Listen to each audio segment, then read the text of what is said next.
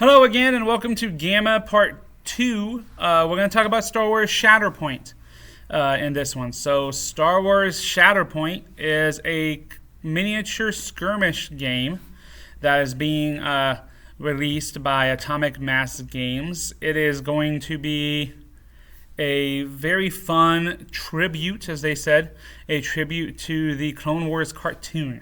At least that's how it's starting off as they develop more and more. I'm sure they will expand beyond Clone Wars cartoon, but there's a lot of stuff there for them to go with, so it may be a little bit. But it was pretty, I went into it expecting it to, I was very leery of the game to see how it was going to play and how it was going to function. The models look fantastic. I already seen that.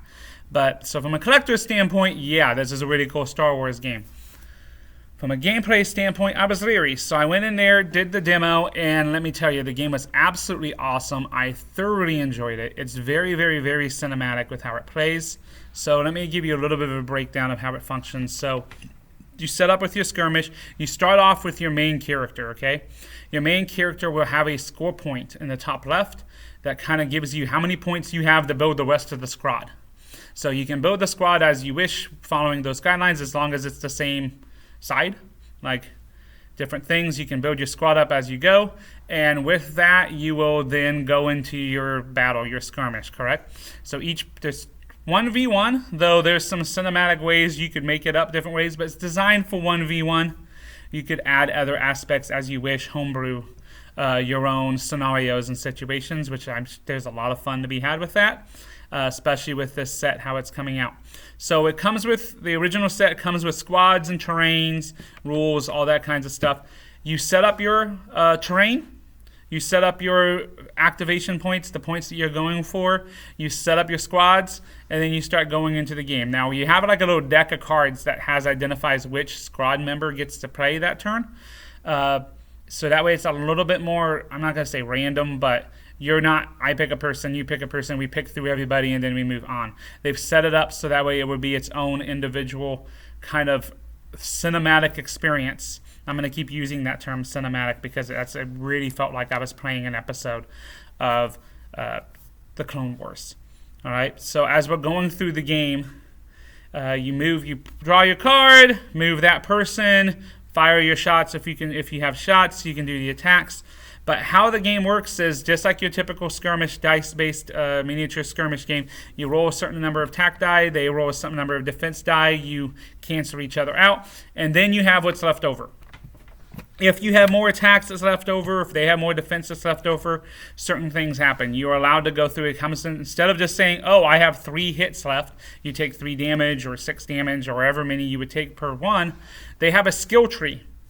And in that skill tree, you can then, for each hit, choose the next spot on the skill tree. So with it, you have your first one that may allow you to do a special ability and a damage, or it may do 2 damage, or it may do 2 special abilities, or different kind of options. And you have this on your character card. Then after the first one, it may split and go to 2 different ways. So you get to choose which way the farther go down. And as you have more hits from that, each resets every attack die. As you have more hits, the more things you can activate, more abilities, more damage you do. You can heal yourself. You can do all sorts of different things as you go through it. And it makes for a very dynamic and cinematic game. So, for example, in my game, I was playing as Ahsoka Tano, Jedi No More. So we're not talking about Padawan Ahsoka. We're talking about, this is Ahsoka that's left the Jedi Order after she was kicked out, brought back in, so on and so forth. So Ahsoka, Jedi No More, we're going through this. I was facing Lord Maul, not Darth Maul. Okay, he's already been defeated. He's got the robotic legs, not the spider version of him, but the robotic legs, and is coming. We're going to fight. Lord Maul does its attack. I roll my defense die. They roll their attack die. They do some damage, but I rolled a crit defense, which allowed me to do a special ability. So after the attacks was done, Ahsoka was then able to do a Jedi flip and flip around to the other side of Lord Maul, and I was then able to activate from that point with her, because that's who I ended up drawing in my next card activation. So it made for a very cinematic feel, like I was playing in the cartoon. got attacked, and then I was able to do the flip just like, and next thing you know, tides turned, right? I'm now able to do my attack. So it felt very much like the cartoon. The whole game activates that way. Now, as for big picture gameplay, so down in the details, I've talked a little bit about the dice and the special character cards, and I will be running a demo of this game so you can get a little bit more what I'm talking about, but I'm trying to give you the general idea of how it plays. Finally, you have the big picture, right? So what we're doing is we're going through this scenario had a kind of a plus sign on the map where all the points that were activated you were trying to control, and as it goes through the game, it's kind of a tug of war. You're trying to have momentum shift one way or the other. So they may gain some points, and then you gain points, and then you gain points after every action.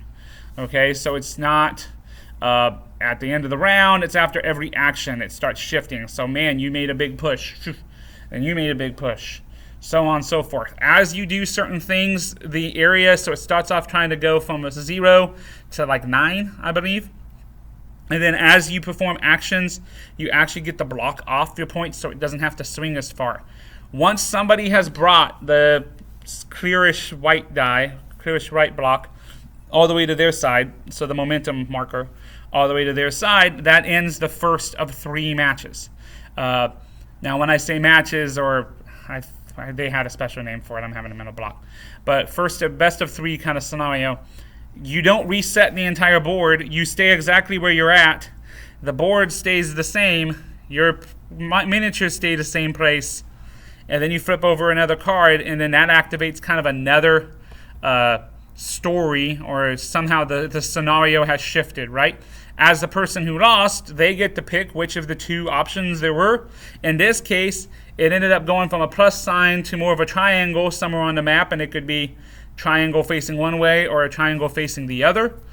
Because of that, what ended up being is the point shifted, so now we were trying to battle over different points. They also added a dynamic effect in that at the beginning of every action, you'd roll a die, and whatever that point of whatever symbol that die popped up as, it was that point was worth double.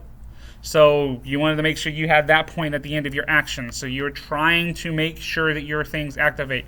Also say that characters don't die as quickly as they would in other miniature games. Just because you go through all of your health doesn't mean they're gone. It just means they take a damage token. When you do that, you gain a marker that was like trying to bring your points in. It brought it in further. So you can wipe somebody off the map, but it takes a little bit. It's meant to be a long, drawn skirmish, not a, oh, I did some shots and that person's gone kind of thing. It's meant to be very, again, cinematic. It's supposed to be telling a story, very narrative in its gameplay. Could it possibly be competitive meta? Absolutely. That's how it's set up for. But it's also meant to be able to tell story play with how they do the gameplay. I enjoyed it thoroughly. They've got lots of stuff coming up for it. The initial release is coming out on June 2nd. It's got a big box with all sorts of goodies. It's also got some more auxiliary ones. So the big box has Anakin in a squad, Ahsoka in a squad, Asajj Ventress in a squad, and Lord Maul in a squad. Plus the terrain, plus the board, plus the rules, plus everything you need to play the game. There's 2 other squads coming out. Obi-Wan Kenobi and Count Dooku. Sorry. Count Dooku is the other squad. There's also a couple more terrain sets coming out as well, so that way you can play on different boards and different terrains. I'm really looking forward to this game for you all. I think it's going to be a big hit. I absolutely loved how it played, and I went into it leery, so I was expecting it not to... I was worried about how it was going to play, and ended up being exceptionally good.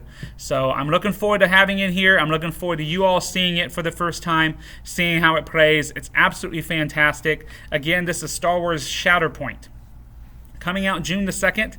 So I'm looking forward to having it and demoing it for you all, and it's going to be a great game. All right, so that's the end of part 2. We've got part 3 coming up where I'm going to talk about Disney's Lorcana, the trading card game. So please stay tuned for when that drops. But thank you for watching, and looking forward to seeing you all.